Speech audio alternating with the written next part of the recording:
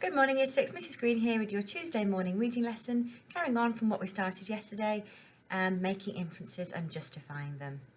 Okay, for our starter task, it's going to be a little bit different today. So in front of you, you can see a picture, and I would like you to put your retrieval and inference skills to the test. So I'm going to ask you 3 questions. What is the boat on top of? What has happened here?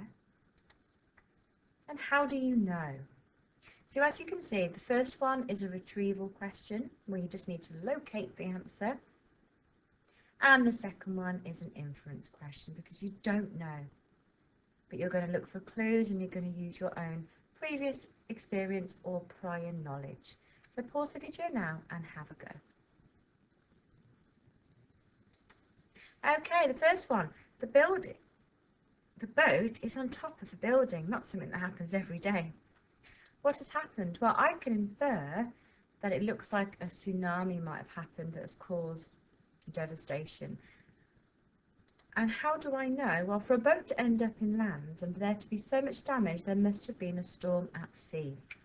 And we know from reading the news, freak weather and tsunamis are common in Asia, and the people don't appear to come from the United Kingdom due to the colour of their skin and the car registration plate. However, my inference doesn't necessarily mean that I am accurate. It is just my opinion or the conclusion that I've come to from considering the clues.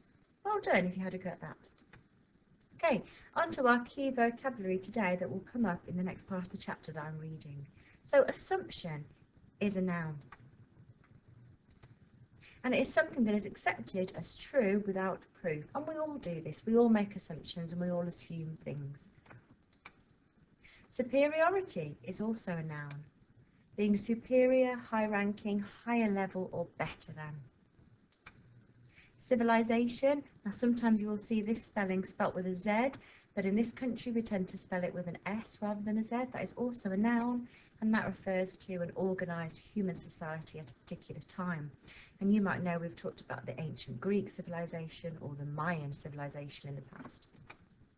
Defaced is a verb, and that is when you damage or spoil the appearance of something by drawing on it. Okay, and let's have a go at saying it, shouting it, whispering it or clapping it. So say it with me. Assumption, assumption, assumption, assumption. Superiority, superiority, superiority. And civilization, civilization, civilization, civilization. Defaced, defaced, defaced, defaced. Okay, well done if you had a go at that. Okay, so just like yesterday, we are going to be continuing and we are going to be making and justifying our inferences. So just to refresh, just to remind you, an inference is when you come to a conclusion or you form an opinion based on clues. But another way of forming an inference is by using your own prior knowledge or previous experiences, or by also putting yourself in that character's shoes. So I'm going to be reading different parts of the chapter, The School Bully, and then we're going to have a look at some questions. I'm going to model the first ones. So here we go. It didn't matter anymore. The stakes had become too high. MI6? Sal laughed, but didn't show any sign of humour. They send 14-year-old boys to do their dirty work. Not very English, I'd have said. He had adopted an exaggerated English accent. Now he walked forward and sat down behind the desk. And what of my third question, Alex? How much have they found out? Alex shrugged, trying to look casual to hide the fear he was really feeling. I know enough, he said. Go on. So let's have a look at this question. Why would Sale laugh but not show any humour? So I think Sale was showing that it is laughable, as in not funny but ridiculous, that MI6 would use a child, but at the same time it's also very serious, which is why there was no humour involved. You're keeping us waiting, Herod Sale said. All right. When my uncle was here, he got interested in viruses. He asked about them at the local library. I thought he was talking about computer viruses. That was a natural assumption, but I was wrong. I saw what you were doing last night. I heard them talking on the speaker system. Decontamination and biocontainment zones. They were talking about biological warfare. You've got hold of some real virus. It came here in test tubes, packed in silver boxes, and you've put them into storm breakers. I suppose when the computers are turned on, people die. They're in school, so it'll be school children. You're not the saint everybody thinks you are, Mr. Sale. A mass murderer, a bloody psycho. Okay, let's have a look at the question. Why might some have the impression that Sale is a saint? Okay, so first of all, let's have a think about the question. So what does impression mean? Well, impression is a little bit like an inference. It's when you form an opinion. So why might some people have an opinion of Sale being a saint? And what is a saint? And I don't think they mean it literally. I think it's kind of metaphorically. Well, in my answer, I'm going to talk about what a saint is. Now, a saint, not thinking about the religious term of saint, but how it's used in general conversation, is when you're referring to a good person, someone who is really kind. Now, at the moment, nobody is aware what Sale is planning other than Alex and the MI6 suspect. So in your answer, you should say, Sale might be considered a saint because he is a good man generously, out of the kindness of his heart, giving school children free computers. Okay, Herod Sale clapped his hands softly together. You've done very well, Alex, he said. I congratulate you, and I feel you deserve a reward, so I'm going to tell you everything. In a way, it's appropriate that MI6 should have sent me an English schoolboy, because you see, there's nothing in the world I hate more. Oh, yes. High face twisted with anger, and for the moment, Alex could see the madness alive in his eyes. You bloody snobs with your stuck-up schools and your stinking English superiority, but I'm going to show you all. Why might Sale hate English schoolboys? Okay, so this again is an inference question because it doesn't tell us exactly why he hates them. It does give us a few clues, and we do already have some prior knowledge as well. So we know that Sale was not born in England. He came from Lebanon, going back sort of 40 years ago, where life was very different, as we know.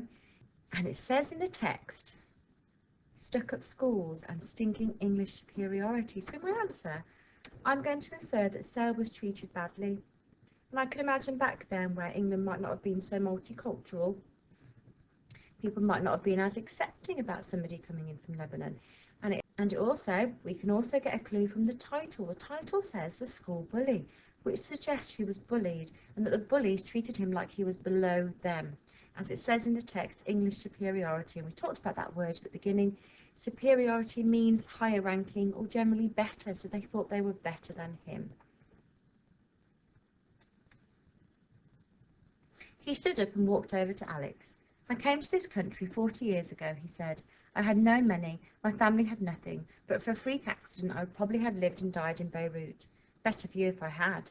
I was sent here by an American family to be educated. They had friends in North London and I stayed with them a while. You cannot imagine how I was feeling then. To be in London, the heart of the civilization, to see such wealth and to know what I was going to be a part of. I was going to be English. To a child born in a Lebanese gutter, it was an impossible dream. Imagine you are Sale 40 years ago, first coming to London. What would he be thinking? Okay, so this is when we also have to put ourselves, this is when we now have to put ourselves into Sale's shoes. So you need to go back 40 years, which is a difficult time to imagine. But imagine you're from a different country and you go to another country as a really young child and you don't have any family or friends there, but you've heard lots of great things about this place. And it says there, the heart of the civilization. We've talked about civilization, human society for a time period. So he thinks that's the heart of everything, London being the capital city. And then he talks about wealth, that it's money, and he's used to being really, really poor. So let's have a look at the answer. I think he would say, I am the luckiest person in the world, well, certainly in Beirut, because remember, in Beirut they live very, very poorly. I'm so excited to see and live in the great city of London and get away from the filth that I once called home. I'm actually going to see how the rich live and get to live like them. I can't wait. And so to answer this question, let's just remind ourselves, my steps to success to answer it. I've referred to the text, I've used clues to help me, but I've also put myself into the character's shoes. Okay. Your turn now. Now, just like yesterday, I'm going to encourage you to have a go at doing all of the chilies. And on to one chili, so let's have a read. But I was soon to learn the reality. Sale leaned forward and yanked the knife out of the chair. He tossed it to Mr. Grin, who caught it and spun it in his hand.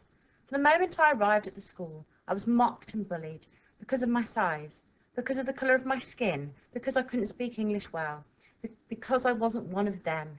They had a name for me: Herod Smell, Goat Boy, the Dwarf, and they played tricks on me, drawing pins on my chair, books stolen and defaced, my trousers ripped off me and hung on the flagpole underneath the Union Jack. Sal shook his head slowly. I had loved that flag when I first came, but in weeks I hated it. Lots of children are bullied at school, Alex began, and stopped as Sal backhanded him viciously across the face. I haven't finished. Alex could see him reliving the past, and once again he was allowing the past to destroy him. Once again he was allowing the past to destroy him. Explain this phrase in terms of how Sale is feeling, and offer him some advice. And on to 2 Chili. There were plenty of bullies in that school, he said, but there was one who was worse than any of them.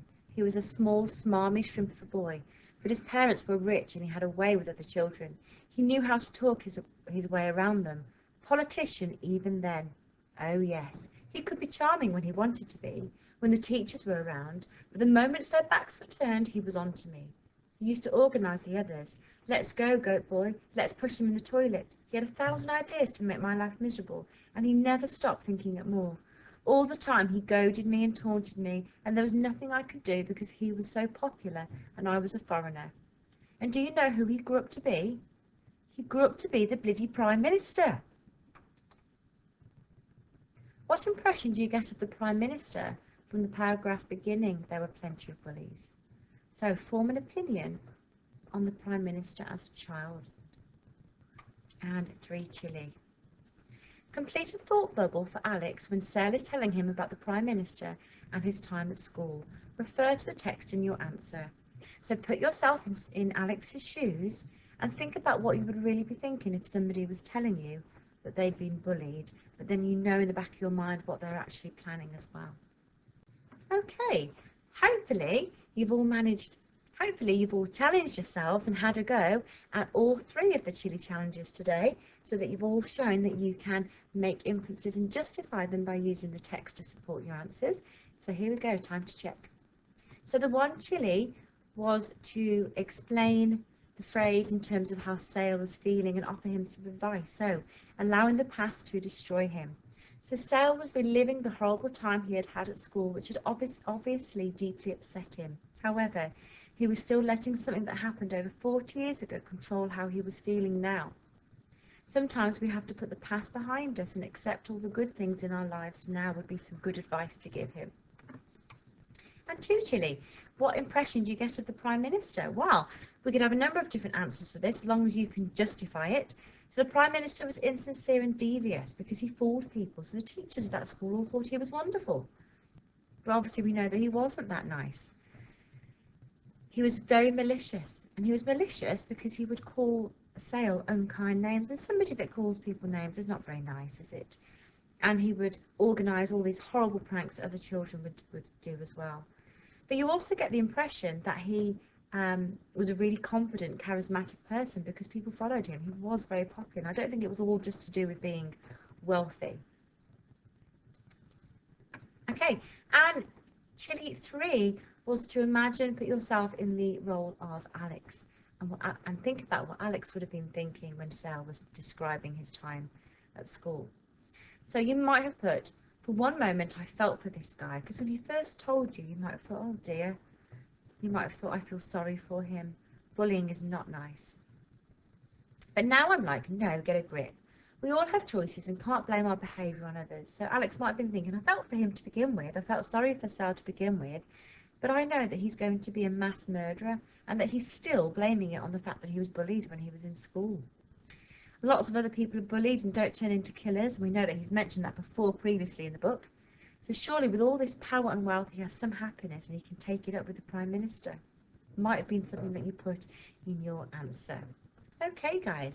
So that is the end of your Tuesday reading lesson, again on making inferences and justifying them. I'll see you back here tomorrow for your next reading lesson. Enjoy the rest of your day.